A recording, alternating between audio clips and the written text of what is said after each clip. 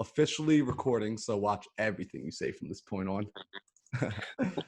All right.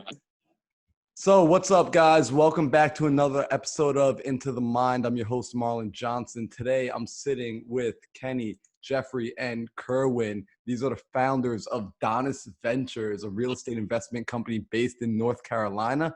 These brothers have already done a handful of real estate deals. They're being directly mentored by Pace Morby, and they're becoming the go-to experts in their local market for all things creative finance.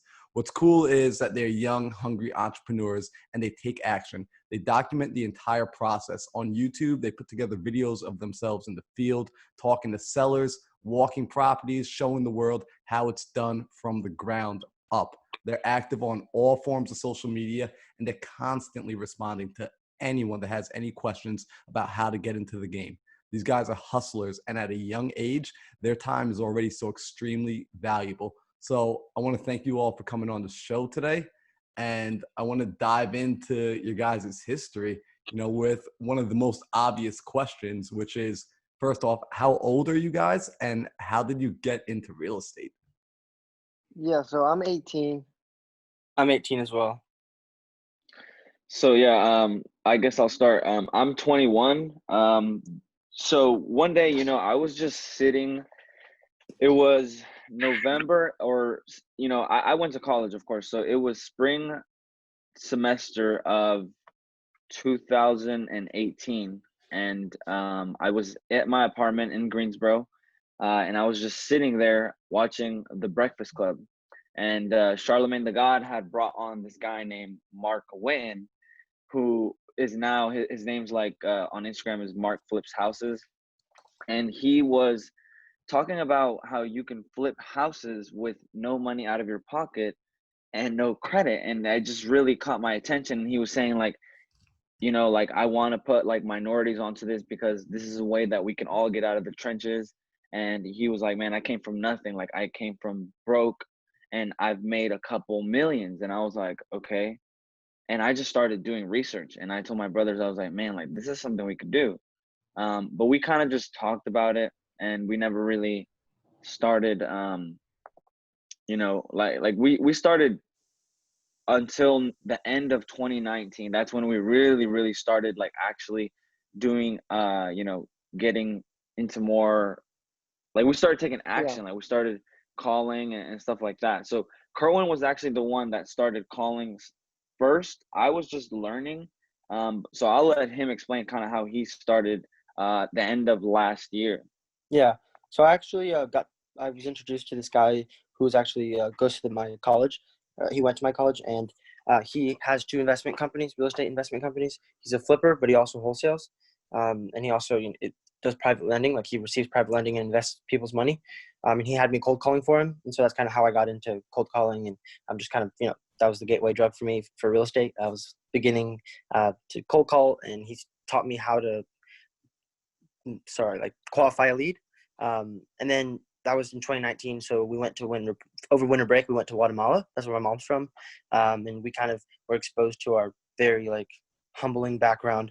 They're like very low income, even the bottom of a developing country.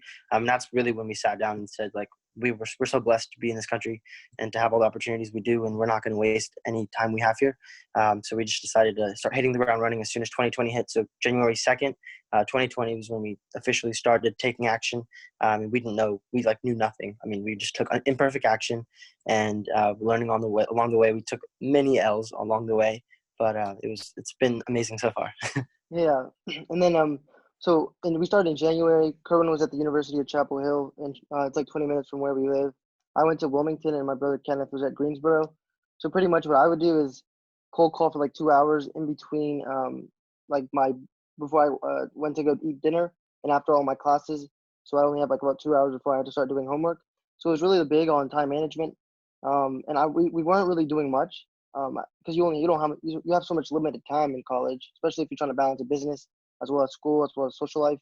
So I really had to learn to manage what I wanted to do with my time.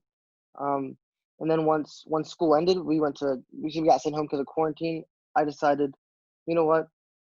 I was doing really well in school, but I didn't really want to be there anymore. So I started to slack off in school and started putting more time towards my business. And I honestly see the quarantine as a blessing. I know it was like it's a really it's like a negative thing for our country, but I took it as a, what am I gonna do with this time now that I have more free time? I can stay at home. I can either go out and do things I shouldn't be doing, or I can stay at home and like dive really deep into this business. And we just started hitting the ground all day, and that's when we really started exploding. Because in college we were all at school, so we could only put maybe 2 to 3 hours a day. Now we are waking up early, going to sleep late, doing this as much as we could. So that's kind of how we got into it. Guys, I absolutely love that. I mean, a lot of people would look at you and say like, okay, you're full-time in college, like you're not going to have the time to do this. And you're saying like, no, there are little open gaps and windows, little 1 hours here, 2 hours here, 30 minutes here. And you're just utilizing it, maximizing it. You understood where you've come from. You had that experience of being able to travel, go back to your home country and seeing, okay, there's a scale here. And being here in America, even if you're at the bottom of here in America, if you've ever left this country and you've gone, my family's Trinidadian and Jamaican, so I used to go back home to the islands as well. So I recognize what it's like to go home and see there's a whole nother level of poverty out there. And to recognize that just being in this country is already a blessing and an opportunity if you recognize it and see it. So that's absolutely amazing. I had no clue that you guys were so green, that you guys had just started this past January, really. And because you've already had so much success, at least in my eyes, I would say you guys had so much success already, and that you're putting in this constant effort. So for all the I feel people, like yeah, I was it's just just gonna like say, such a go on. yeah, for all the people out there that think that if you don't have enough time, you can't make it happen. Like you guys just told me, you're all college students. Like that's rough to make college work and then to be starting up a business on the side as well. There's no time for that, especially if you're trying to have a social life. I'm sure at some point you guys killed the social life. But what were Yeah. you about to say, Jeff? Well, the first thing Gary Vee said all the time, it's like the chance of being a human being, period, is like 4 trillion to 1 or something like that. It's actually probably bigger than that, but and then being in America, that's another blessing. So I feel like a lot of people here just take that for granted, and going to another country, it just really showed like we really are in a really good spot to be here. My mother, we didn't come from like we came from a low income background, so and a lot of people take that as an excuse to not try to do something with your life, and just try to like feel sorry for yourself. But I feel like if anything, it's made me who I am, and going through those obstacles that we went through growing up has just built me into someone that anything that goes all wrong, other people would say, is something that is an obstacle. To me, it's just like, yeah, I get to use this as a lesson. It makes me stronger. I kind of like that, because anytime I'm feeling uncomfortable, I'm going through something fearful, I feel like I'm growing. Whenever I'm uncomfortable, I hate that. Like if I'm doing something that everyone else is doing, I'm most likely just going to end up where they are. So or where most people get to, and I feel like if you want to be great or you want to do something great with your life, most people don't do those things that make them uncomfortable. So you kind of just have to go into your get out of your comfort zone. And to go back on the school note, I actually, after my freshman year, I decided I wasn't going back. So I was really good during that time, but once I found real estate, it was my passion. I wanted financial freedom, and I love business. I love reading. I think building my schedule around what I want to do rather than what the college structure is. I wasn't happy at school. I mean, I was good at it, but I just did not. It wasn't for me. I don't think I'll ever regret not going back. But you never know. You can go back. And my brother also, they can tell you what they're doing. But yeah, I personally won't go back. So I'm doing entrepreneurship full time. I love it. So, I mean, I completely agree with you in the sense that I went to college as well. And just before getting ready to go to graduate school, I decided, you know what, this isn't the path for me. This doesn't work. Ultimately, I think a lot of people have it in their mind that you're supposed to go this step, this step, this step, this step. And then at the end of that last step, the whole world is just supposed to open up for you. And they come to the hard realization that now when you step out into the real world, it's the same scenario that you saw 4 years ago that you're seeing 4 years in the future. Even with a college degree, you still need to go out, you still need to hustle, you still need to network, you still need to make it happen. So rather than going and kind of pretending to be preparing for this, why don't you actually just start doing it and begin preparing for it? And what you said earlier, which you guys said, is that taking that imperfect action, that's always going to be the cure. That's always going to be what you need to do. You have to just get out and take the imperfect action. You're going to screw up. You're not going to be able to avoid every mistake. It's impossible because no one has a crystal ball. You can't see the future. So for anyone listening right now, let that be a lesson. Really start just taking that imperfect action. You're going to figure it out along the way. as you get going. So with you guys, you guys do have your team, you have your company, and it's Donis Ventures. Is it just the three of you, or are there more people on the team? So Donis Ventures is actually like our brand. So what we've learned, and this is really what my brothers actually, I wasn't too fond of it at first, but whenever you're trying to get big, and reach the level of success that we're trying to reach, people always have a brand. And with a brand, we're not trying to stay just within real estate. Eventually I want to write books. I just want so many streams of income. And if you build a brand and build a following, you can push and advertise or market anything you want to, which is so key. Gary Vee is very big on that. With a following, you can you're just you're an influencer. You can pretty much influence any product you come out with, any service you come out with. So Donis Ventures is our brand, but we have an LLC here in North Carolina. It's called Carolina Cash Properties LLC. But this week, it was actually the first week we actually hired 4 virtual assistants that are full-time cold callers for us. We're looking to train some acquisitions guys. So we have a few people that they started cold calling, and they will be filling in the acquisitions role hopefully sometime soon, depending on how well they can handle objectives, how well they can run the numbers, and I mean, of course we have to train them. But if they're dedicated, we told them we're trying to reach the top, of course. We want to make, a good amount of money, but at the same time, in order to do that, we have to have people who are working with us that are also very, very successful. Because, if you want to be multi-millionaire, you got to have some millionaires on your team too. If we don't bring millionaires up with us, then the top is going to be very, very boring. I want to see people up there with us, Yeah, I also feel like the way we're trying to do it, everyone says this, it's really hard to find people that are as obsessed as you, because I'm doing this full time. Like, I sacrifice hanging out with my friends. I don't watch Netflix. I don't watch Hulu. I don't listen to music. I'm obsessed with learning. I'm obsessed with real estate. Anything that can better me. I've even I work out a lot. I'm just trying to be great in every aspect of my life. So I just try to meditate as much as possible. And I feel like looking at life through those lens, it's very rare when you find someone that thinks like that. Just to be honest, around my age especially, because my brothers, yes, I have 2 best friends who are also, you probably see them on Instagram. They're ACO Investments, or Ethan Newman, that's his name, and my friend Ben Roten. They're similar with the mindset, but other than that, it's kind of hard. Like, most people are on the same path, and it's just it's really not something that you see a lot. So that's what I'm saying. When it's coming to hiring people, that's the hardest part, in my opinion. It's finding someone that's going to work as hard as you, because you don't want to pull someone along with you. It would be like Pace Morby said, pushing a string. You want to be pulling the string, and if you're pushing the string, you're just not going to go anywhere. It's almost impossible. So I think with the people that we're working with now, we just kind of want to test the waters and see if they're really dedicated, and they'll cold call, they'll generate leads. We're just going to give them what they need, and we're going to back off. And if they produce, they produce, and that'll give them a chance to prove that they deserve to be here. Because we're not, we're still really young. Our company just started about 8 months ago. So if you want to get on now, I think that's a great way to do it. But if not, no worries. This is going to move forward regardless.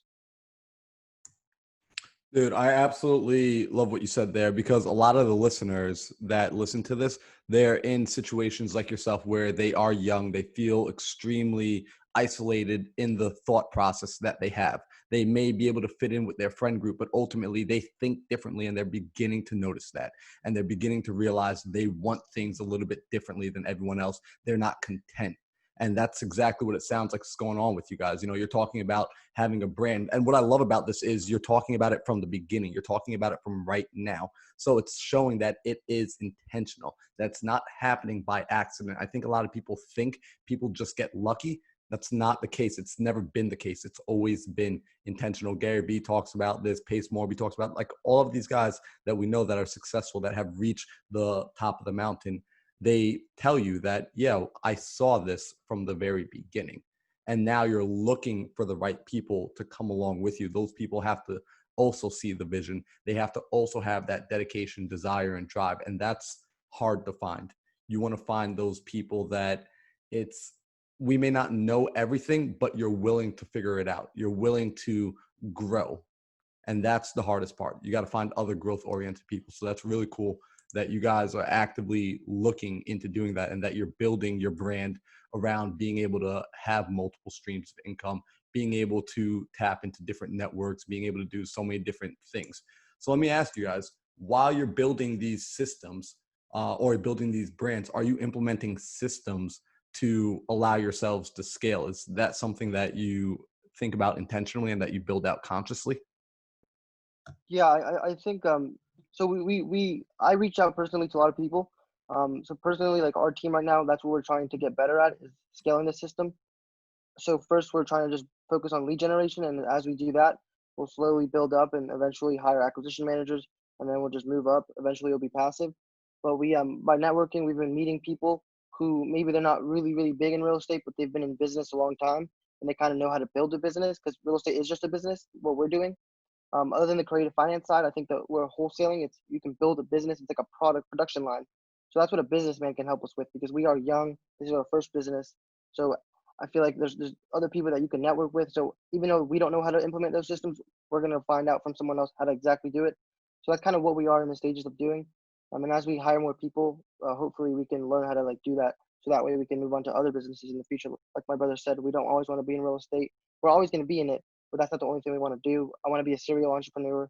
I want to be a investor as well as a business person. In Cash Flow Quadrant, I'm not sure if you've read that book. There's two sides of the thing, the ENS and then the BNI. I want to be on the BNI side. And by doing that way I'll be able to have passive income.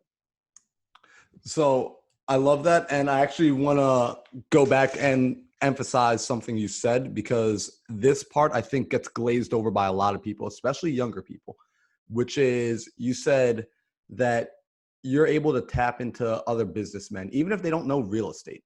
You know, like they might be in clothing, or they might be in marketing, or they might be in, who knows, like maybe they own a bunch of nail salons or something like that. But you recognize business is business. It's building the system that acts as a conveyor belt, regardless of what industry you're in. Can you dive in a little bit deeper with that? Because I don't think people quite have figured that out yet. I think they think, hey, I know all about cars. So if I'm going to have a car business, I need to only talk to people that know and understand cars. Versus you guys are saying like, hey, I have a real estate business, but I'll go and talk to people who don't even understand real estate, who don't understand the jargon, the terminology. They couldn't tell you a good deal from a bad deal, but I'll let them help me build my business. Yeah. So really what we've come to learn, business is pretty much, especially sales, anything sales is pretty much it's just three parts to, especially any sales oriented business. It's generating leads, closing, whether that's closing deals, selling products, or whatever it is. And then of course, distributing or selling. So it's like, you have to generate the leads first, which is what we learned is very important, because it's the same anywhere. You have to put out marketing. People have to know who you are. They have to know what you do, what your service is. So for example, cars, I worked as a car salesman last summer, and I didn't realize, like, when they would say mailers, like I will send out mailers, I didn't realize that till we got into the real estate business, that they would actually send out marketing, and that draws people in, which then allows us to get leads. And then these leads could be converted into potential clients. And then of course, once we close the clients and sign deals, then they can, of course, we distribute their car. So it's like, it all starts with marketing. You got to get your service out there, because if people don't know what you do, they don't know who you are, you're not going to get, anywhere in business. So yeah, I would say it's really three parts. That's why it doesn't matter what business it is. I feel like once you learn how to structure one business, you can go out and pretty much do any other business, because then you learn what it takes, not only what it takes, but that there's systems, and it's really just a three-part system. You just have to figure out in each industry what niche, because of course the systems aren't always the exact same, but they're almost alike, you know? Yeah. And I feel like with real estate, for example, you're paying for marketing and you want to make sure that the money you're spending on that, you bring in more leads and then you generate more income than you're spending. It's just like anything. You just want to make sure the business cash flows. So like when you're looking at like for example, Shark Tank, a lot of the investors, they'll they'll pretty much just base it off of what the business can cash flow because that's what you want to profit. So as long as it's like a production line, if you're selling something like we're selling a service, as long as you can profit off of it, it's a business. And we don't have all the answers, but the thing is, like I'm sure you've read John Rockefeller. One day he was in a meeting and some people they were like, "This guy doesn't know anything. He's just wealthy for whatever reason." But he was like, "Yeah, ask me anything," and he didn't give any one of the answers. But then he was like, "Give me a second." He called people in. Other people, he was like, "I have people who have the answers, even if I don't." That's pretty much what it is to be a top of the business. You don't need to know all the answers. I don't know all the answers, but I'll know someone who does. And that's the whole point of networking. I feel like the biggest part of business, like I said, we're still young, but I'm working hard to meet people, and I know these people. They might not be in real estate as much as I am. They don't know how to do creative financing, whatever the case is. But they can bring something else to the table that I can't. And that's the whole point of business, just networking. So when they say your net worth is your network, I think that's 100% gold. Like that's exactly what it is. Because if you don't know something and you know someone who does, then it's pretty much you knowing it. And as long as you have the right team around you, you can do great things. Once again, man, seriously, like I love it. I love the fact that you guys recognize, first off, that marketing is absolutely the lifeblood of any business, and all businesses require that you go out and you get the customer, you get the world to know about what you're doing. So when I look at you guys on social media, when I see your Instagram, I see your YouTube, I see your Facebook, I see your Twitter, I'm like, okay, these guys are announcing to the world, here we are, this is the service we provide, let us help you. And now the world can begin having that conversation of, oh, okay, like now it's going to pop up. You're always going to be in the back of their mind when they think of anything real estate, anything neglected home, pre-foreclosure, any of that kind of stuff. You're going to be there for them to have as a resource. And then I love that you recognize in a business, Jeff, that you're saying you don't actually need to know everything. And that's something I think a lot of folks that get into business for themselves. I don't know if you guys ever read the E-Myth, but they talk about like the Yeah, entrepreneurial 100%. seizure, where it's the issue of the technician, let's say it's the car mechanic who feels like, hey, I know the most about cars. I could fix up any car. I'm the best mechanic in the world. Why should I be working for the shop, giving them my money? I'm just going to go open the shop myself. And they try and be the person that does every little detail themselves. And ultimately they end up shooting themselves in the foot and their business crumbles, versus the person at the top who's actually doing well. He admits, I don't know everything, but like you said, I can pick up the phone and I can call the expert in the particular field that I need. So they build a power team around them, which Robert Kiyosaki, he's huge on Yeah. building power teams. Pace Morby, huge on squatting up. I see it with you guys. I'm like, man, like you guys have a in-house squad. Like the family is just there squatting up all day long. I love it. So let me ask you That's guys. Oh, no, no, That's no. that's what in Yeah. cash flow quadrant, Robert Kiyosaki talks about it a lot. The difference between a self-employed or an S is they feel like they have to do everything or someone else isn't going to do it as well. That's like the whole point of starting a business. You can't delegate, you'll never have a business. And that's what people I feel like fear is the one thing that keeps people from delegating because they fear that they're going to do something wrong, they're not going to do it as good as me. Well, yeah, but you don't want to be doing that all day. Like my mom, for example, she's a self-employed for her whatever she does, right? She literally will tell me all the time if I don't want to hire people because they're not going to do it just as well as I can, so I'd rather just not deal with the complaints. And when I was growing up, I would hear this and I'd be like, well, that makes sense. But then when I started reading, actually applying knowledge and like learning more stuff, I looked at it and I was like, wait, what she's saying is coming from a self-employed mindset. That's why she's going to stay here. That's why she has to work hard for her money every single day. You know what I mean? But if you don't learn how to move over to the right side of the quadrant and be a business or an investor, or because the investor will get the money to work for them, the business will get people to work for them. As a self-employed, you're never going to move over here unless you change your mindset. So I feel like those people who are like with the self-employed, they're just not really I understand where they're coming from. At the same time, what are you trying to get at? Are you trying to reach these goals? Because if you want to keep working hard all day, every day, then yeah, you're doing fine. But the fear is holding them back. They're fearful of other people not doing what they can do or what they think they can do. That's the whole point of growing a business. So I guess it comes back to what your goal is. Because if your goal is to build a business, you have to switch your mindset. And I guess the only way to do that is to read books or talk to people who can, who are already have that mindset. So that's pretty much the way to go about it. But it's not an easy thing to do. I feel like a lot of people are stuck in their ways, just to be honest. And I feel like society, like the general population thinks like that.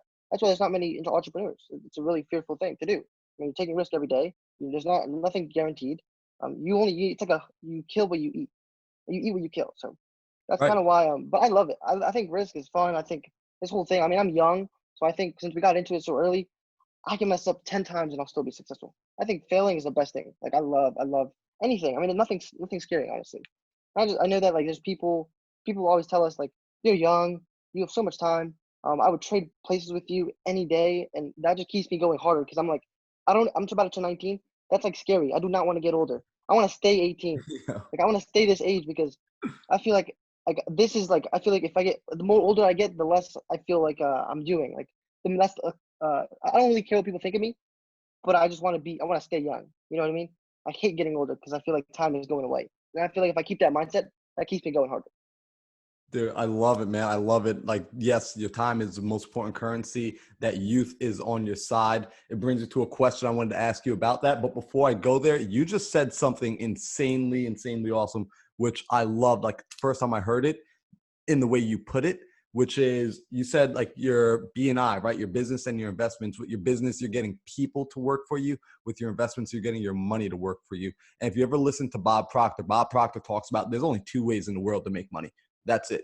Only two ways. You are either going to work and making money, or you're sending your money out to work to make money. So you recognizing that, hey, if I create a business, I'm multiplying the amount of me's. I'm multiplying the amount of people that I can deploy out to go and make money. That's insane. A lot of people don't ever think like that. They're on, like you said, that S side where they're self-employed, and they recognize, all right, I can go out and make money, or I can just go get a job and I can go make money. But it's like, well, I can go put other people to work to make money, and it's going to make me money as well. So really cool. So with the age now, you guys are all young. I'm sure, or I don't know, but have you had the experience of going out, talking to sellers, meeting up with them in person, or meeting with other investors, and them just looking at you like, who are these kids? Like not taking you serious? And what do you do in those situations? Yeah, I can start with So, that. oh yeah, go ahead, Carl. The other day, actually, it's funny you said that because I was cold calling and someone was like, "Are you even old enough to drive?" Because I guess my voice sounded kind of youthful, and I took it as a compliment. I was like, "I hope you meant well by that." I'm flattered, but I do think that it's only an obstacle if you let it be. I like it. I think it's like our strength because people come in and we kind of like take their guard down in a way because we are so young, but also they're even more impressed that we're this knowledgeable in our field at this age. And so a lot of people are like, wow, look, you like kind of like how you said, I'm not trying to, boost myself at all, but people are impressed by it. And it definitely helps establish credibility in a way. Yeah. Dude, I love So that. I would say, yeah. Yep. Honestly, for me, I mean, I'm 22 years old, and that is, to me, I feel like 22 is not that young anymore. Like, I mean, I'm a young adult, and so I know that, of course, I still have so much time ahead of me, but I like my favorite thing to do is, of course, talk to sellers because I just have a lot of confidence, and I think that as long as you show up, you don't even like at first. I when I first went to our first appointment, I didn't even know what I was talking about, but I showed up with confidence. I just, I winged it, but I just showed up with so much confidence that no one ever questioned it. Like I'm 22. I'm always told I look so much younger, and people probably think I'm 18, but especially now that when I go to appointments, I have a lot of knowledge. I have ways, especially with creative finance, I have ways that I can help sellers that are in sticky situations out, and I have things that they've never even heard of. So when they hear things that are possible that they never even heard of coming from a young guy, especially when I'm confident, I'm always like the first one that loses eye contact loses, I always make sure I make eye contact, and that is like, you just have to be confident. If you bring confidence, no one will ever question you. And I really like, I've always had kind of confidence, but there's this guy named Jacob Blank. He's 17-year-old out of Arizona. He's mentored by like Carlos Sal and Alex Saenz. And he's only 17-year-old. He runs a 8-figure business right now, or yeah, no, 7-figure business, $1 million business. But he's only 17, and he said one time in one of his interviews, like he is the owner of that business at 17. And you know, someone I was watching, you know, this was in like February. I was watching All In Entrepreneurs podcast, and they had him on at 17 years old, and they were like, so at 17, you walk in, what do people say to you? Like, you're 17-year-old, do they ever like, you know, try to question you? And he's like, well, I feel like if you walk in and you walk in with authority and show them who is the boss, because I am the boss, you know, that's what he said. I am the boss. So he walks in and he's like, if you show up with authority, you show up with confidence, like people will take you seriously. Yeah, and I feel like a lot of people, what keeps them from being confident is being scared of what like others are gonna think, and that used to be heavy. Like in all the decisions that we've made, like growing up, like I feel like that's just like the one thing that you do have to deal with is what people think because you are young. You're scared of things, and it's. I read a book called A New Earth. Have you read it, Marlon? No, I haven't read A New I Earth. recommend it. I recommend it, bro. Really good. But it pretty much just says like everything that you can think of, it's a mental construct. If you're present and you're here, you don't let negative thoughts come in. You don't let any thoughts come in. Because any thought is a mental construct. You're not really it's not like a real thing. It's all here. And if you can control your mind, because your mind, your ego, it's like it possesses you. And it starts the thoughts that come in, it's actually all like I read the book and I started like breathing after yoga. I can actually be present. I don't let thoughts come in. So once I'm like focused on whatever I'm doing, whether that is sitting here, no thoughts are coming into my head. Therefore, I'm not thinking of anything else because it's not real. Like I'm here. You know what I mean? So I feel like you can appreciate the small things. Like I can stare at a plant and be happy. I can do anything and I'm happy. But and if you can think like that, you won't get like fearful. You won't get anxious. You won't get stressed about random things like, oh, this person thinks I'm young. Like that doesn't even come to my mind anymore. You know what I mean? Like I'm whatever age I am. It doesn't matter. Like I'm doing this. And as long as the other thing I can say, as long as you actually apply yourself to learn to actually do the business, no one can question that. Like I'm on the phone talking to like 40, 50-year-old men and they're like, how old are you? You sound young. I'm like, I'm 18. It was like, well, you're a smart 18-year-old. I'm like, well, thank you. I work hard. You know what I mean? Like I put my life, like I dedicate my life to this. So yeah, like I think you should, I deserve to be, to anything that I get, like I earned it. So like, I feel like a lot of people, they can like, yeah, well, I'm scared to do this. I'm scared to do that. Well, you're not putting in the work to actually learn the stuff. Like, how do you expect to not be scared? Like you're going into these meetings and you don't really know a lot. You know what I mean? Even if you don't know a lot, as long as you're taking imperfect action, like we said earlier, you're gonna be fine. Like you're gonna learn on the way there. And I feel like it's the most fun thing, honestly, just going into things that you, like I said, going out of your comfort zone is the most fun thing you can do. You're just growing, and most people can't do it. And I keep that in mind when I'm like, well, I'm doing things that most people can't do. I try not to think of it, but I'm like, this is even more fun than like if no one else can do it, I want to do it. You know what I mean? Like, that keeps me going. Dude, exactly. I mean, you guys are all individually getting into the driver's seat of your life, and that's uncomfortable for a lot of people. A lot of people don't want that pressure because that means they have to admit, if I screw up, I can't blame anybody else. If I decide to sit as a passenger, then I can blame the driver. But if I decide to get behind the wheel and I crash and I hit something, yeah, I got to take that L. I got to admit it was me. And a lot of people don't want to take that. But then guess what? You also don't get to choose where this vehicle goes. You don't get to go to the top of the mountain if that's where you want to be. You don't get to, if you make it there, it's on accident. I don't like playing that game. And it sounds like you guys don't like playing that game either. So I love that you take what some people might consider a disadvantage and you use it to your side. You use it to your advantage. You use it to lower people's defenses, lower their guard, and then you just hit them with excellence. You show them, yeah, what does it matter that I'm 18 years old? I understand all of this. What does it matter that I'm 22? I'm walking in here. I'm confident. I'm telling you exactly what you need to hear. You can focus on my age or you can focus on letting me solve your problem. Which do you want to do? And because you're speaking with that confidence, they're blown back. They're like, okay, because ultimately they recognize that a conscious human being is a conscious human being. It doesn't matter what vehicle, shape, or form it comes in. They can just see that. So we're going to actually take a quick little break because our Zoom is going to pause in a second. So we're going to let this record. I'll let you guys grab some water and we'll jump back on the call. How's that sound? Good. Perfect. Sounds good. Thanks. Yeah. All right, guys, we are back. We're still chilling here with Jeff, Kenny, and Kerwin. And I want to jump right back into it with you guys because it's been amazing so far. So quickly, with everything you guys are doing, you are creating the YouTube videos. You are filming and documenting everything. What's up with that? Why are you doing that? Is that for building the brand? Is that for building the community? What's going on with the documentation part? Yeah. So actually, we read Grant Cardone. I think it's the 10X book. and he explained how having omnipresence is really important in any field you want to succeed in. And so we've just been trying to be consistent on every single platform we can find. I mean, we do TikTok, LinkedIn, Twitter, Instagram. We're trying to do Facebook, YouTube. So we're just trying to be in every single social media page that you can even think of. That way that, you know, when people look back and even look us up, they'll find us on whatever platform they're looking for us on. And also, I mean, it's just, we're genuinely trying to document the journey, and we're trying to be as transparent and like just show how, you know, we started here, and in 10 years, we're going to look back and be like, wow, that's where we started. But it's also just, you know, marketing and building our brand. That's the main thing.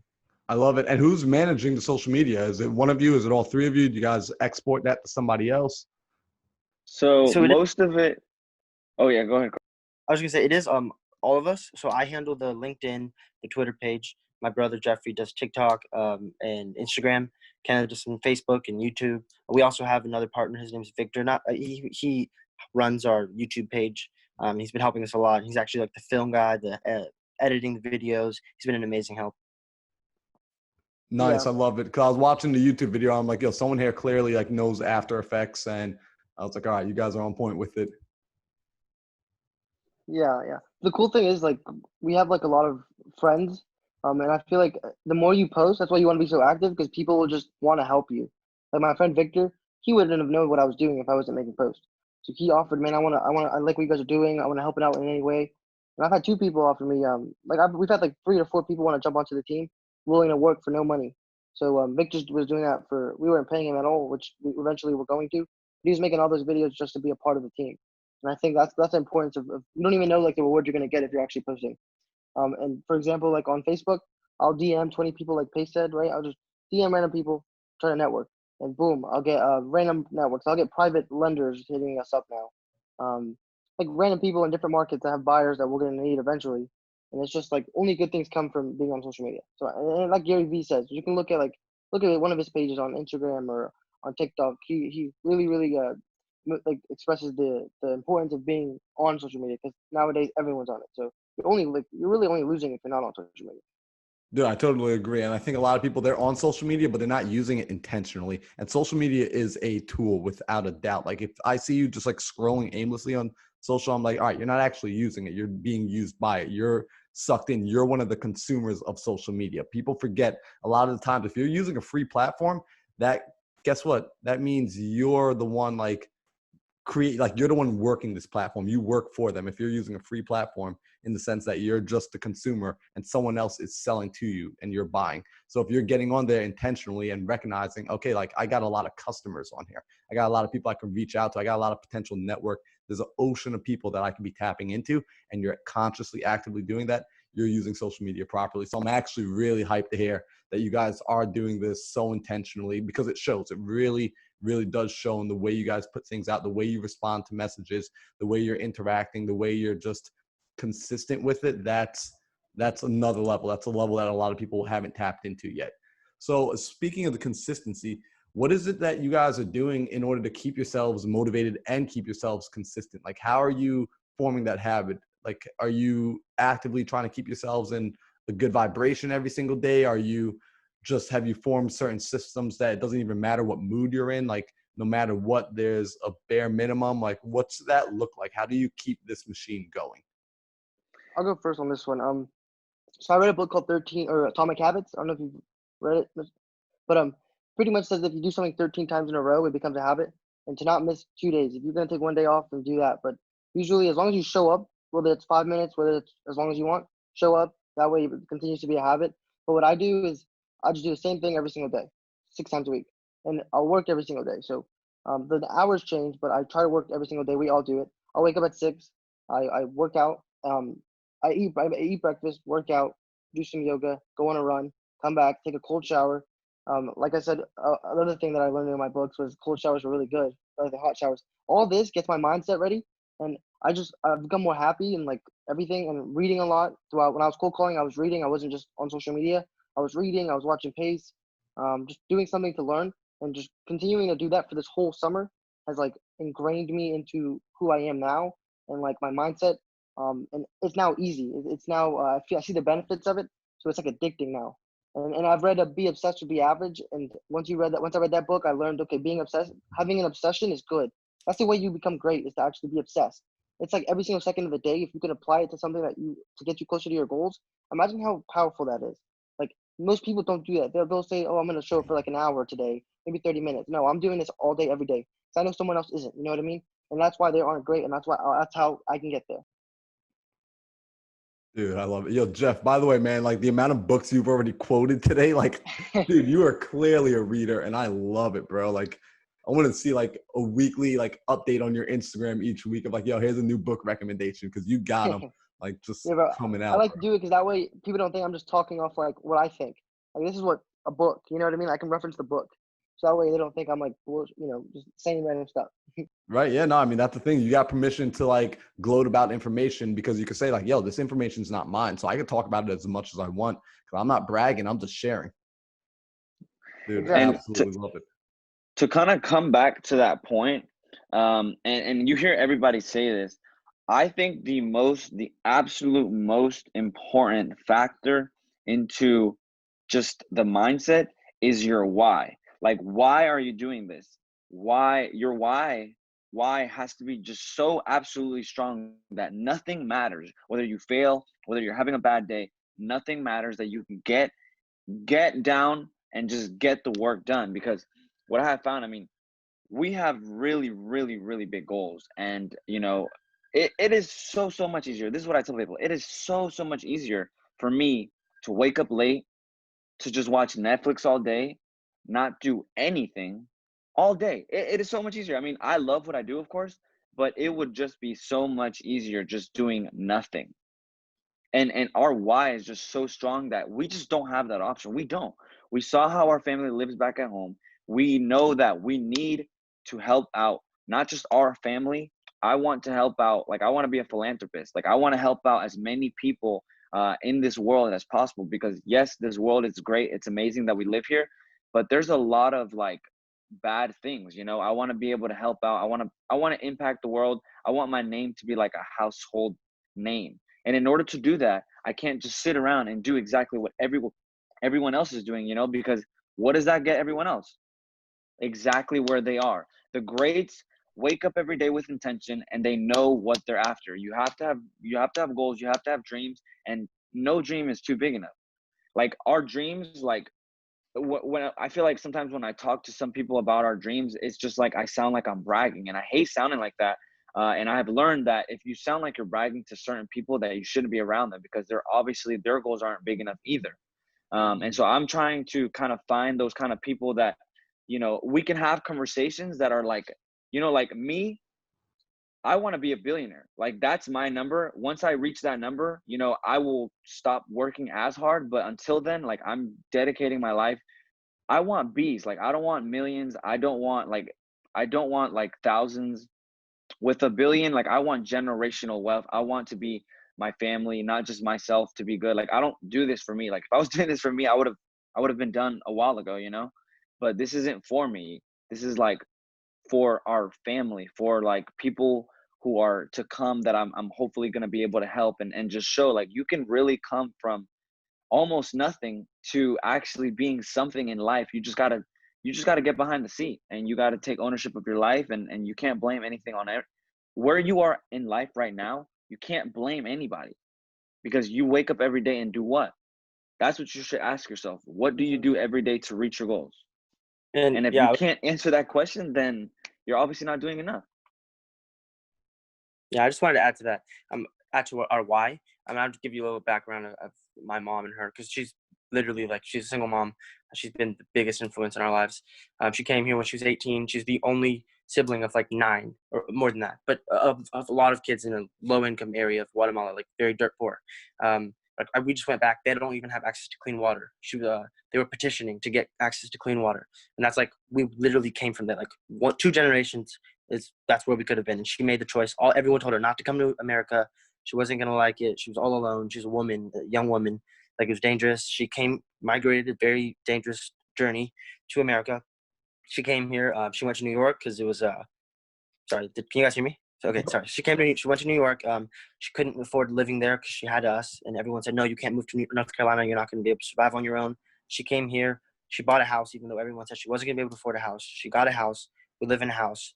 And so we just genuinely, like, no one in our family has been set up in such a way that we feel that we've been genuinely blessed, that like it's our responsibility to not take that for granted and to make the most of it, because so many other people, even if people can see that we've gone through adversity and they would see it as hard and as an obstacle, like we genuinely think that you're not faced with anything that you can't overcome, and it's genuinely only built us to where we are now. So like I'm so grateful for everything that's happened to us, good and bad, because it's made us who we are. It's put us in the position that we are in, and it's also allows us to be empathetic to people who, like we did it, and I understand that not everybody is going to have the same chances, but I genuinely believe where there's a will, there's a way, and I think like we kind of serve to be proof of that. Yeah, and I think everyone, like, we all have 24 hours. So the difference between the people that are great and the people that they don't get to fulfill their dreams. I wake up every morning. I wake up really early. I don't always sleep that long. It's not like I want to get up out of bed. Like the bed is my favorite. Like I love when you're in your sleep, you wake up. That feels good as hell. You know what I'm saying? Like I never want to get up, but the alarm goes off, and boom. Like I know I don't feel like getting up, but I'm gonna get up every single day. It's a habit now. And once you build that habit, everyone has, like I said, everyone has the same 24 hours. But what makes us different is what we do with that. That's why I'm obsessed, because I want to make every single second count. Like I literally hate not doing something productive.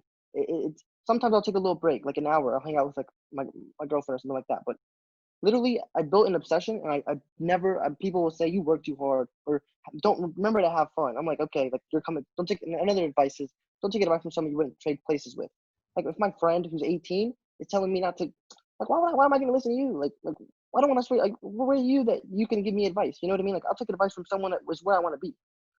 So with my time, I value that so much. That's why sometimes it's hard to say no. I can't go hang out. No, I can't do this, because you really like it is what we all have in common, and the biggest difference is what we actually do with that time.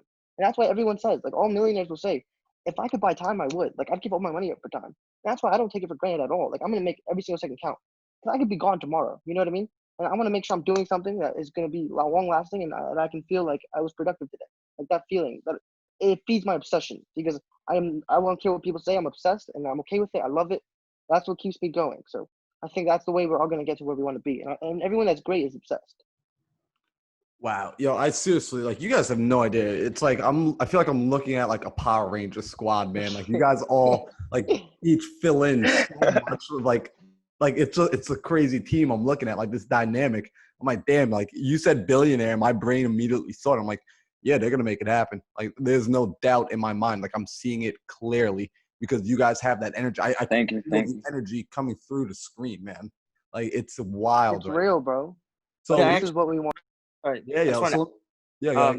I know you mentioned how do we stay motivated, and like we mentioned our why, but I think also we're just so blessed that we have three people. We're a team, like you said. Like we motivate each other. Like when I'm down, I just go to them for energy and for positive encouragement, and we like literally hype each other up all day. Like we jump around and like jump up and down when we close a deal, and like we just joke around. But a lot of people don't have that, which is really unfortunate. But like we just, I don't know, we are in such a position to succeed because we have three people that just share that same energy, and I'm so blessed. See, I'm happy. Yeah, I'm happy to hear you guys say that, because that's something I've been struggling with, and that's what I've been learning, and that's why I'm grateful for like these last few months. It's really been teaching me life is a team sport. And like I didn't have siblings as like close as you guys are. Like so I always did everything by myself. So I was more like on your mom's side, where like I was like, well, I have to be the one to do everything. And now I'm recognizing like that's stupid. Life is a team sport. Find people to work with, and you're gonna go a lot further. By yourself, you could go faster, yes, but together you could go way further. So that is just, like I said, man, like I'm looking at the Power Rangers right now. So let me guys ask you right now, is real estate the only stream of income or the only focus as of right now as far as entrepreneurship, or are there other businesses in the background that we just don't know about yet? Yeah, I think social media, it's in itself is going to be a business. You know what I mean? So eventually, like I don't know exactly, like I want to focus on real estate right now, but I know that eventually we want to get into like Amazon drop shipping. That's pretty much the only one we had in mind, but I want to make multiple businesses. So as of right now, I need to have capital to do that. And in real estate, honestly, I think it's the best business to get into, because first you can create passive income. So by the time that I'm like 20, I'll be able to actually not worry about money. I can go focus on starting businesses. And through our mentorship, we're learning how to raise private capital. And just having that knowledge in my book, like I said, I'm mentioning another book, but level 5 investors can actually use other people's money. That's what makes you a level 5 investor. And once we're able to do that, as soon as I'm able to do that, I can start any business because anyone's gonna want to like give me their money. You know what I mean? Money, like, and then when I was growing up, of course, coming from a low income background, you feel like money is like it's like anti-abundance, like you can't find it anywhere. But as you get like more and more knowledgeable in the business world, you notice that like money is everywhere. Oh my People are God. looking where to give their money to. So all I have to know is know how to use it, and boom, like I can start anything. I just have to find the right people, like I said. So once I'm like at that stage, I think I'll be able to start any business. So honestly, anything that makes money. I mean, anything that's passive, I want passive income. So I wouldn't really, I don't know exactly what we're going to get into, but anything that's passive is what we want to do. Dude, I love it. And you're spot on. Like that's something that was demystified for me where as I started diving more into this, learning more, connecting more, networking more, you start to realize like, holy crap, there is money everywhere. Like I have access to more money now. And like, I don't have a vehicle yet to put it into. So I'm working on that side of building the vehicles so I can accept the money because there's already people that you've built this trust with who have this money sitting around and they don't know what to do with it. And you just see, okay, wow, I don't even need my own capital. I just need to go find the deals. I just need to show you how it makes sense. And then you're going to give me the money. I'm going to get you a return. I'm going to get myself a return and we can scale this thing. And that's why they say scaling becomes such an amazing thing. When money starts flowing in, it flows in with such abundance. It's going to blow your mind with where it's even been coming from. So with all that, you guys shared a little bit about the mission. You let us know that you're going to that $1 billion mark, which I absolutely see. You guys are going to be serial entrepreneurs. I know that for a fact. I can already feel it, which is really cool. And you guys shared a little bit of the daily Appreciate that. habits. You guys, anytime, man. You guys shared a little bit of the daily habits that you do to keep yourselves motivated and to keep everything just going, flowing, and preventing and avoiding that burnout. Because a lot of people, they don't think about how to prepare for that burnout. Eventually the burnout will come. So you guys are able to go to each other. When one person burns out, they can come to the other two and get recharged. And it's cyclical like that. So once again, that team really holds up everything. So what I want to do is I want to ask you guys two of my favorite questions that I ask all guests when they come on the show. And Jeff, I already know you're going to have answers for this one. And I'm sure you guys are going to have answers as well. But the question is, what are your favorite books? Right? So it could be, let me get two books that are your favorite books. It could be in any topic. It could be personal development. It could be finance. It could be fiction, nonfiction. But what two books do you feel have just given you the most advantage in your life? I'll go first.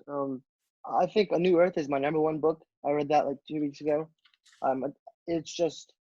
It teaches you to be present. And I feel like once I read it, I like growing up through high school, everyone has the same mindset where like you allow thoughts to come into your head. It's almost like impossible because you don't know there's a different way to think.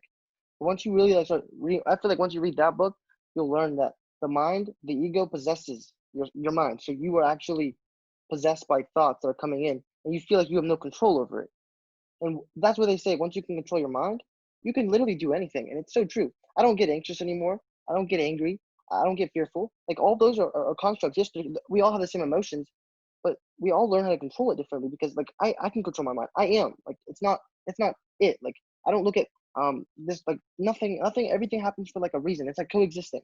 The book is really like monk. It's like really monk, but I think it's such a good book. The second book I have is I would say it's I just forgot it. Hold on. Be Obsessed or Be Average by Grant Cardone. 10X also, those two. I think they talk about the same thing, but it just really teaches you no excuses. You can literally take your life and do whatever you want with it. And obsession. I think I tell everyone that that will hit me up in the DMs or will ask me what's like your advice to start a business. I'll tell them read those two books. It'll teach you. And I tell like my friends who are athletes, because I was an athlete. I played soccer, and I wish I would have had this mindset when I wanted to go pro for a long time, but then I found real estate. And I was like, man, if I had this mindset like an athlete, if you become obsessed, like if you literally build a schedule throughout your day around just being the best possible, like when I look at like these top athletes, people act like they weren't obsessed or like they were lucky or they were just naturally gifted. Yes, they have natural talent, but it comes down to them being obsessed, doing it every day, eating right, watching film all day, just the whole life. Their whole life is built around it. That's obsession, and that's the only way you can become great in anything is become obsessed. Because other people, they're gonna go out with a friend at night. They're gonna go out and watch Netflix. If you use that time to just do something productive, it's insane. Like I've done it for this whole summer, and I mean I've learned so much. Like my life has changed. So I feel like those are my top 2 books. My top 3, I guess: 10X, Be Obsessed, and A New Earth. Dude, I love it. I absolutely love it. Be obsessed too. Like I think my brain immediately goes back to Kobe Bryant. Like one of my favorite people. Like when he passed, like it actually like it was so weird. Like I never felt anything when, you know, like a celebrity passes or someone that you don't know personally. But that was the first time I ever like actually felt something for someone that I hadn't met personally. I was like, holy crap! Like I woke up and like things were just different. I didn't know why things felt weird and different. Then I turned on the news and found out why things felt weird that day. Yeah, So, like it's like Michael Jordan. Did you watch that the last game? Yep. I forget what it's called. Is that what it's called? The Last Dance. The Last Dance. Yep. That was insane. I watched that, and then I started actually looking at athletes like Kobe Bryant and him, listening to their speeches, and it's just like the same thing in these books. That's what I think. I feel like the more you learn about these people that are great, they all share the same thing. They're not all like, I feel like success isn't, there's no secret to it. Just be obsessed, want it more than anything, and you're gonna do it. Yeah, man. Success leaves clues. So what about you, Kenny? What do you got, bro? So I would say the book that kind of started the whole mindset shift, because you know, in you know, coming from a low income immigrant parent, of course, you know, school, and not to say school is not important, because I think education is very important. You know, a lot of people have been successful coming from an educated background, but education is not the only way to become successful. And I think Rich Dad Poor Dad was the absolute one that just kind of shifted that mindset. And just because I knew, you know, I've always been good at school somewhat, and you know, it just, I've always felt that it just was not for me. And you know, that book personally, it just changed my mindset to show me that I don't need it. You know, I don't need to go the path that everyone is saying to go to, because there's multiple multi-millionaires, multi-billionaires, trillionaires, whatever, that have not gone to school or that have done it without an education.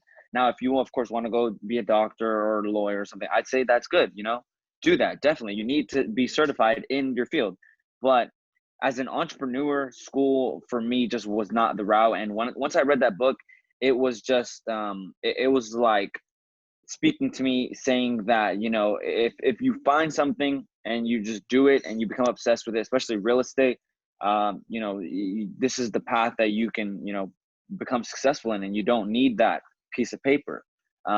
So that one was really what shifted my mind. I love Grant Cardone.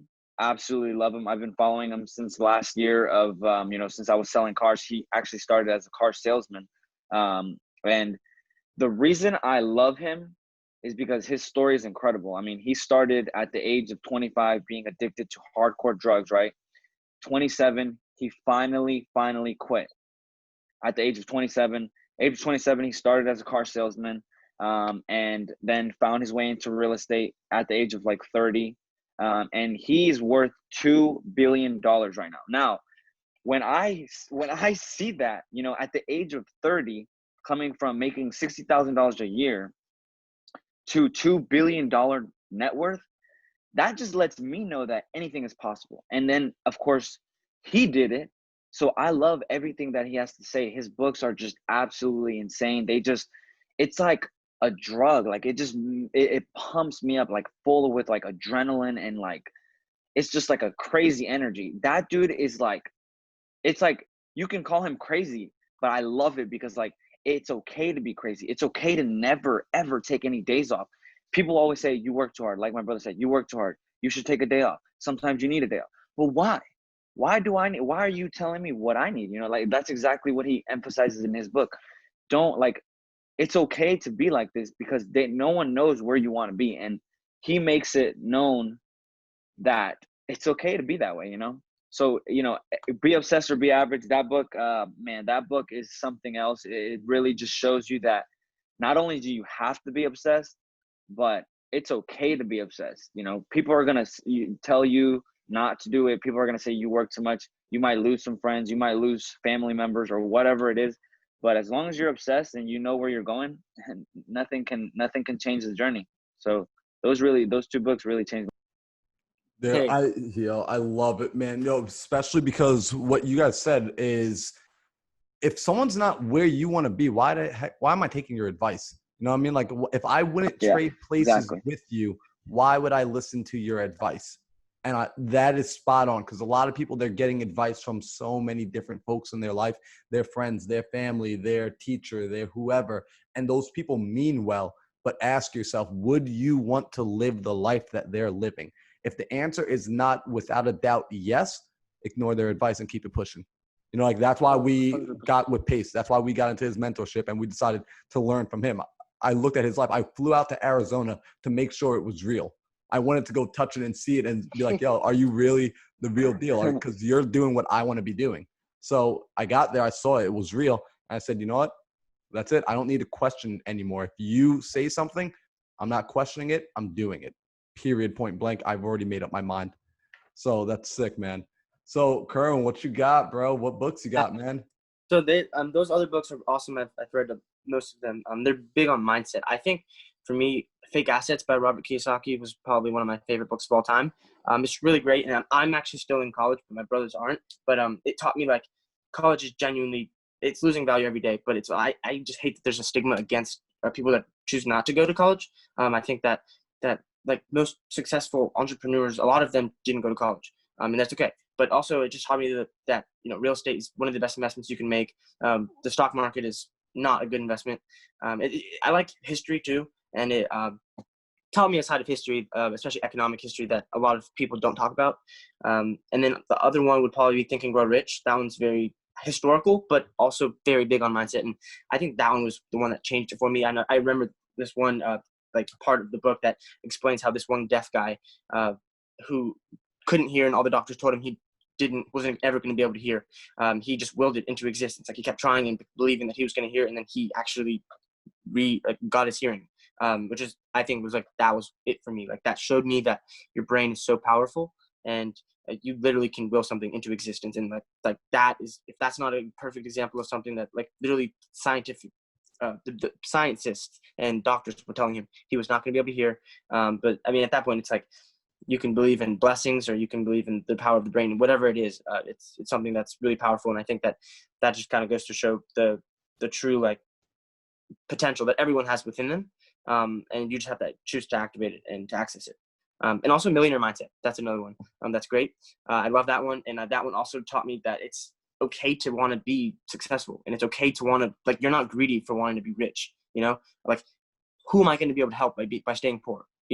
Like who's that going to help? I have to get there first, and then I can help people. But I refuse to feel bad for wanting to be successful. I refuse to feel bad for wanting to be rich. I don't care if that comes off as cocky or, like I genuinely, because I know why I'm doing it, and I know that I want to help people. And yeah, I mean, I think that's helped me be okay with pursuing that and feeling good about it.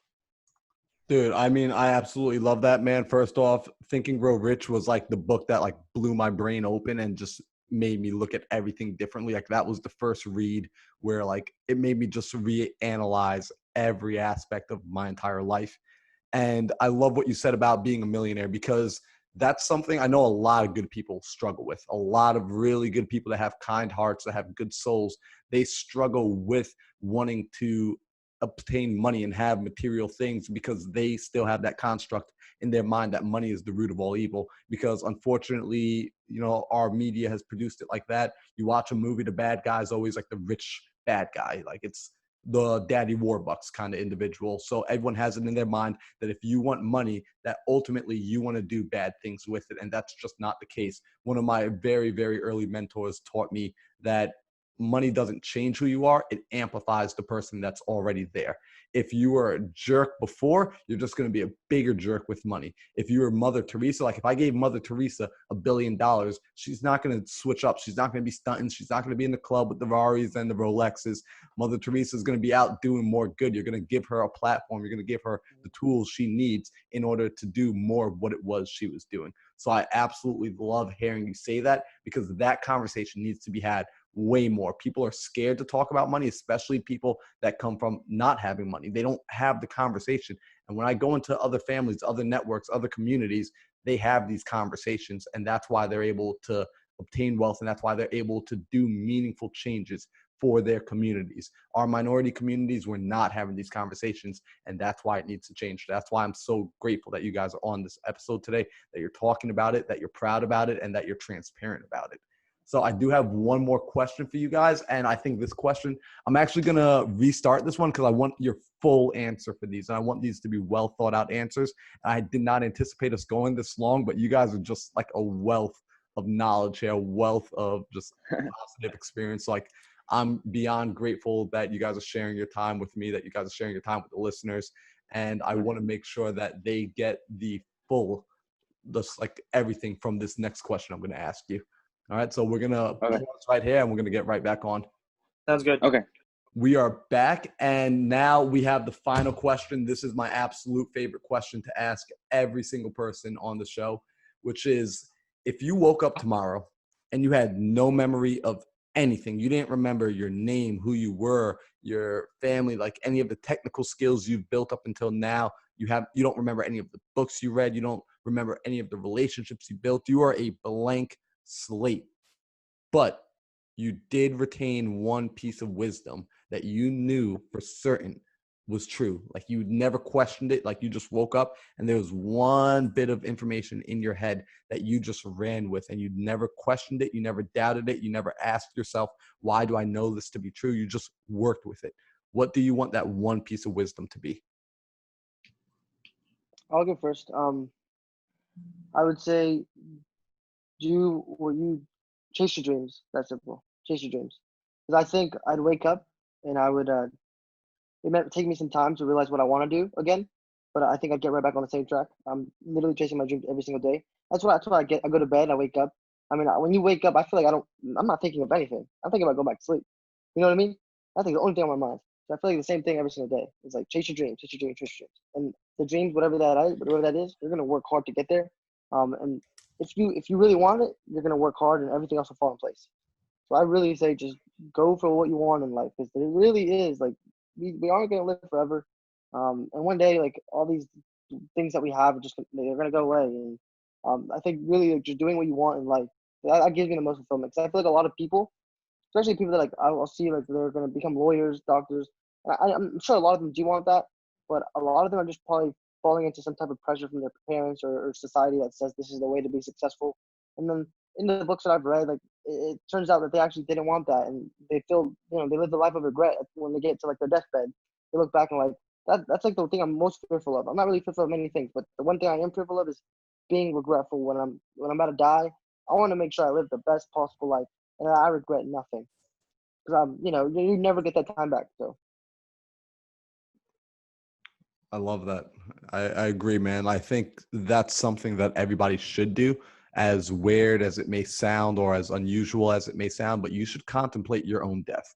And you should do that rather often. Like, it should be something that's just a part of your experience, a part of your reflection, a part of your meditation, thinking about what it's going to look like at the end of the journey. And when you're laying there on your deathbed, what do you want to be saying? What do you want to be able to look back on and see? And then come back to the present moment and recognize, good, now you're here to do something about it. You can now create that for yourself.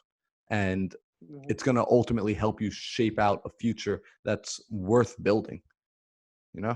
So I like Yeah, that as long answer as a you have, lot. like, the drive, like, as long as you have that will to do it, everything else will fall in place.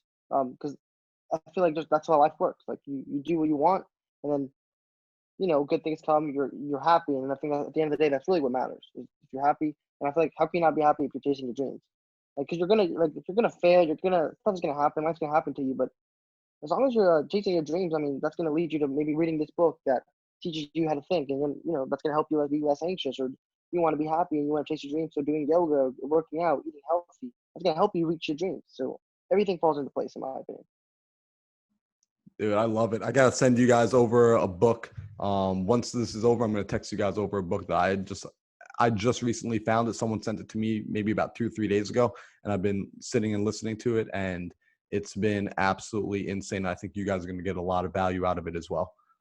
Sounds good, man. All right, who's up next? Yeah, so I think that's a good one. Of course, I would say definitely always chase your dreams, but It's funny that you would say that because, I'm really big on, there's this guy named, I'm not sure if you've ever heard of him. His name is Rafael Vargas. And his story is very, very interesting. At the age of 17, he was in it was an alternative high school, meaning that he got kicked out of high school and then he just dropped out. He was dead broke. He always likes to say, "I was dead broke" as a joke. And one of his videos, he has, he's very, very wealthy. And of course, I'm not a materialistic person, but I want to have nice things in life. And he, it was a video. He just had gotten a Lamborghini, and he has also like a G-Wagon. He's very successful. And they ask him this exact question: what would you tell yourself, or what would you say to yourself when you were 18 or 19 or 20? And he's now 28, and he's made it. So, and his answer was, just trust the process. But for me, it would just be, get into real estate and just no matter what happens, no matter where you go, no matter what happens, what obstacles come across, no matter what, just trust the process and just keep going with it. Real estate has created more multimillionaires and billionaires that this planet has ever seen. And it's this business is actually really, really crazy. I really love it, actually. But I mean, I would just tell if I was 28, telling myself, if I could have started even sooner. I mean, I know I'm young, but if I could have started when I was 18, man, that would be grateful, because, I would have already been, further in our journey now. But I'm just grateful that we are here and we're just rocking, So I would definitely say just get into real estate. That would be on my mind constantly, because this business is like, you have like real estate is everywhere, land. Like, if you're sitting in a house, you're sitting in a business, you're at the park, no matter where you are, someone owns that land, and that's just crazy to me. So, yeah, I mean, I think that would be something that I would tell myself, or just try to, that's the only thing that I would retain. Yo, I love it. I know exactly what you mean, because as I started tapping into real estate, I couldn't even take a walk down the street without looking at, like, damn, somebody owns that house, somebody owns that house, someone owns that land, someone owns that, and I just kept noticing, I was like, there's a person behind the ownership of all of this. And most people always assume that it's the person living in the house. And that's not the case. It's like, you walk the neighborhood now and you start to realize, wow, like, there's one dude that owns 10% of all the properties out here, just one guy. And he doesn't even live in the neighborhood. And then there's another guy that might own 15% of all the properties. And then there are homeowners that live in their homes. And then you realize the city owns some of these homes and they don't know what to do. And it's just like, it blows your mind. And you're like, I could be tapping into this. And it's everywhere you go. There's land everywhere you go. So that's a good answer, man. I like that answer a lot. So yeah, I guess I actually want to add to that. Real estate, I kind of already touched on it earlier, but real estate is the best investment you can make in your life. I think that we are so lucky that this is the first business we chose to start, because a lot of people start other businesses, but real estate, it will truly give you like the financial freedom to do whatever you want with. So we might change our minds on what we want to do for the rest of our lives. We might want to go and lounge on a beach after we build our portfolio, but we'll have the freedom to do that. So that's why I'm so lucky that we chose real estate. But a practical answer to your question, I'm gonna give two. Sorry, but practical answer would be trust Pace Morby. Like, if I had to pick one thing that I really wanted to know, go find Pace Morby. Like, that's the only thing. I would find him, join the subtube group, and now he would teach me mindset and real estate, so like everything. But if like an overall moral to live by would be, the only way you fail in life is by quitting. Genuinely, like, no matter what you're doing, if you quit, then you fail. But like, I refuse to take failure as an option. It's only an opportunity to grow and to learn, if you let it be that. But if you choose to let it defeat you, like, then yeah, you failed. But failure is honestly just as good as winning, if not better, because you win and you feel good about yourself. When you lose, you have the opportunity to reevaluate and see where you made mistakes, and that's like, you learn so much from that. You can grow so much from that. And I know Jeff touched on that, and I'm sure he wants to touch on that too. Yeah, failing is how you progress. Like, how else can you move forward? You know what I mean? Like, when you're winning, you're kind of just, you're going in the right direction. But when you fail, you're like, okay, this is how I get one step closer to winning. So, I mean, winning is letting you know you're going in the right direction, but failing is the only really way you can like make sure you're on that right path.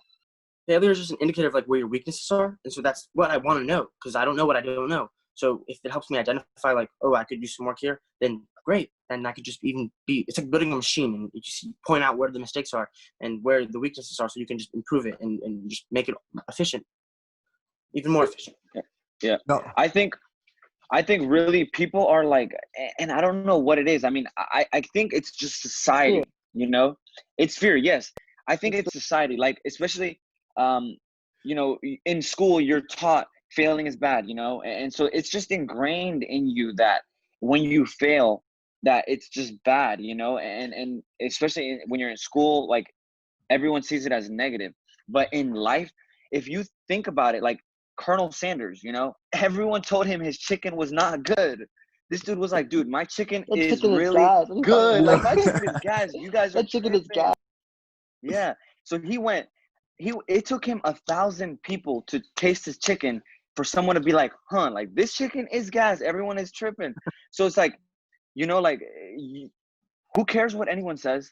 As long as you never, ever give up, failure is just an obstacle. Yeah. And as long as you climb over that, like, you're going to come out on the other end. Like, how can you see the other end if you don't try? Like, if you're just get knocked down, and life is going to knock you down. It's not how many times life knocks you down, though. It's about how many times you can get up. Like in that movie when Rocky, what's his name, was talking to Rocky. Rocky Balboa. Yeah. He said, it's not about how many times you get hit. It's about how many times you can get hit and keep on moving forward. And that's literally the key to life.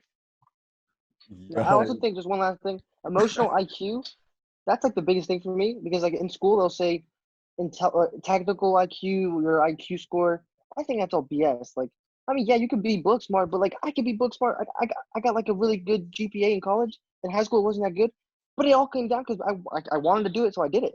But you can control your emotions. Like IQ, if you can control fear, most people can't do that. That's why they don't take risks. That's why they don't, you know, do great things, and they don't fulfill their dreams, because they're afraid to fail. And they're like I said, it comes down to emotional IQ. If you can't control your emotions, then you're really not like in that book, Cash Flow Quadrant. Robert Kiyosaki said 90% of reaching financial freedom is dependent on 90% of it is emotional IQ, 10% of it is technical intelligence. And I think it's 100% true. Like, this is why from being a little kid, I feel like I always had some type of control over my emotions.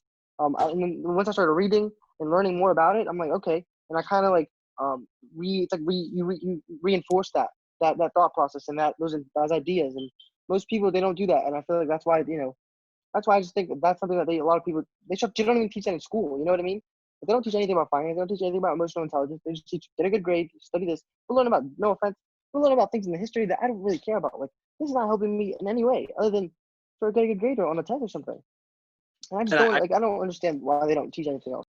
I just want to add that, it's kind of a personal story, but it's not really. I had a friend who I told her that my brother was going back to college, my friend's mom. And I told her that we were starting a business, and she said, oh, I know so many people that have started a business and failed. Like, you guys should definitely go get your degree first.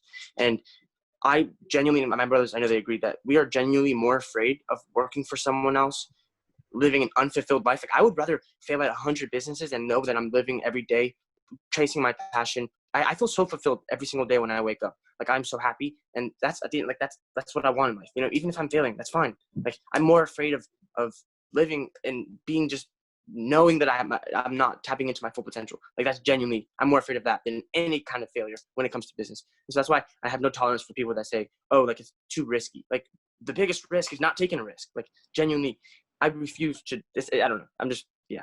Dude, a good line is, oh my God. You can quit. It's like, you can quit any day. Why quit now? Dude, you guys don't even know, man. Like, it's like the funnest thing watching you guys go right now, because I'm watching like this ball of energy just like get passed from each of you and just gets bigger and speeds up. I'm like, damn, yo, this is why they're able to do it. Like, you guys have such a chemistry, such a dynamic, and like, yeah, you guys are related, but like, it's not just being blood related. It's like you guys are all on the same mindset. You guys are all on the same growth path. That's You're on spiritual. that same wavelength, that same frequency, and you tapping into the EQ. That is insanely important, yo, because guys don't tap into that. A lot of men don't figure out how to tap into that, and that's why they never truly become successful. They're purely focused on the IQ. They're purely focused on learning the technical knowledge and thinking that's all they need. And they downplay all the other things, the emotionals, the fear. Like, you need to tap into that energy. If you can't read that, if you can't source that, if you can't use that and transmute it, if you can't figure out how to turn your anger into something positive, if you can't figure out how to turn your overexcitement into something long lasting, if you can't figure out how to transmute and come back to a neutral place and use that energy as building blocks, you're never going to make it far. So to hear that you guys all tap into that, that you're all utilizing that, and your answers to the question were insane. Like I said, I got no doubt that you guys are going to make that $1 billion mark. With these episodes, I'm trying to release them once a week, and that would put your guys' episode like 2 months out from right now, from with all the guests I already had on the show. I don't even want to wait that long. Like, I want people to listen to this today. Like, you guys have no clue. Like, there's certain people I'm sending this to directly. Like, they're getting this pre-released. They're getting it before it hits social media because they need to listen to it now. And you guys are getting bumped up the chain. Like, this is coming out much sooner than anticipated because you guys, this is valuable, man. Like, you guys, seriously, I appreciate the heck out of you guys for coming on the show today. Your time is valuable. Your time is money. You already spent over an hour here with me today. And I know that you guys are pulling yourselves away from the business to do this. So I really do appreciate that so much. So thank you for coming on. Really. We really appreciate it. This is our first podcast, so we really do appreciate the opportunity to speak. Yeah. I just think we all I want to be able to I think doing these type of things are just good for everyone, you know. It kind of just gives me a good feeling. I feel like hopefully someone gets something out of it. So I really do appreciate you having us. Yeah, I appreciate you giving this the opportunity to get our word. I mean, we're very young, and I feel like age is just a number. So if you're, 18, 17, 16, or it doesn't even matter how old you are, it just matters about when you start, and when you start, just never give up and just keep going. And, I think you'll be successful. And I mean, as long as you never give up, that's really the key to success, persistence, and just never giving up. And to all the other young hustlers out there, command your presence in the room. Like, they're not somebody has to take it. Why can't it be you? So yeah. Dang, man, Kerwin, you holding out on us, bro. You had that jewel in the whole time. Dude, that's good, man. Command your presence in the room. Absolutely. So, guys, hopefully if you were listening to anything at all today, you picked up a ton of jewels that were dropped down. Go back, re-listen to this, then listen to it again, and then listen to it again.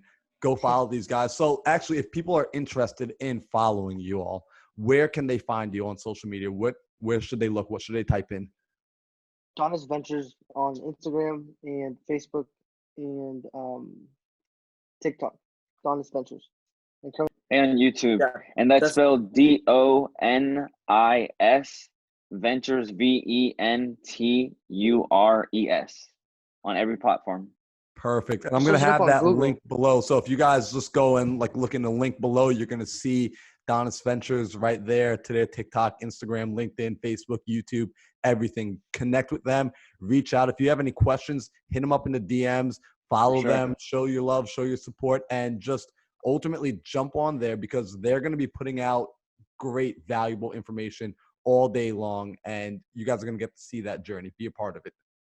Yeah. So again, if you guys have any questions about anything, any books, anything, really just follow us and shoot us a DM. And, we're very active. My brothers do very well in answering the DMs. We try to get to everybody. So, we'll definitely try our best to answer any questions you guys have. Heck yeah, man. Well, guys, again, thank you so much for coming on today. Thank you for having us. Having us. It was fun. Yeah.